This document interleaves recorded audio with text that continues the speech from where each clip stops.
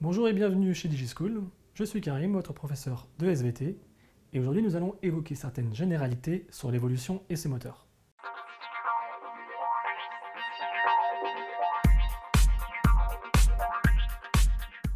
L'évolution nous conte l'étonnante histoire commune du vivant et de sa diversité.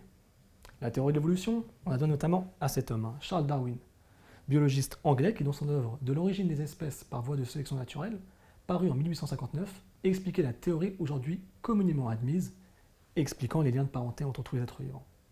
Cela dit, aujourd'hui on ne parle plus forcément de darwinisme, mais de néo-darwinisme. Le néo-darwinisme, ou théorie synthétique de l'évolution, c'est les concepts développés par Darwin auxquels s'ajoutent les progrès issus de la génétique. Évidemment, Darwin à son époque ne connaissait pas le gène.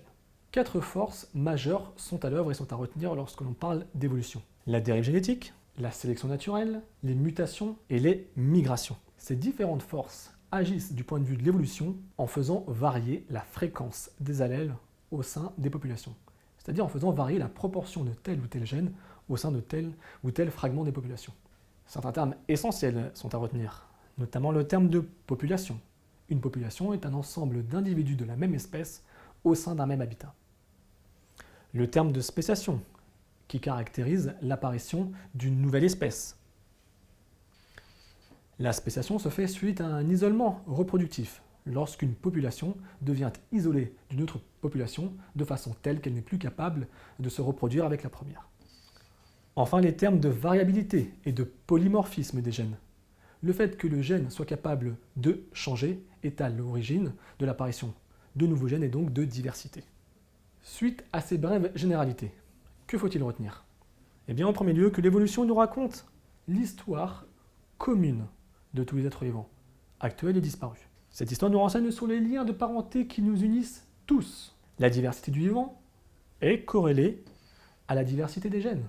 Les individus portent les gènes, et du devenir des individus dépendra le devenir de leurs gènes, puis, in fine, des populations, et finalement, des espèces existantes ou à venir. Les moteurs de l'évolution sont, rappelons-le, les mécanismes propres à faire varier la fréquence des allèles au sein de populations, à savoir la sélection naturelle, la dérive génétique, les phénomènes de mutation et les migrations.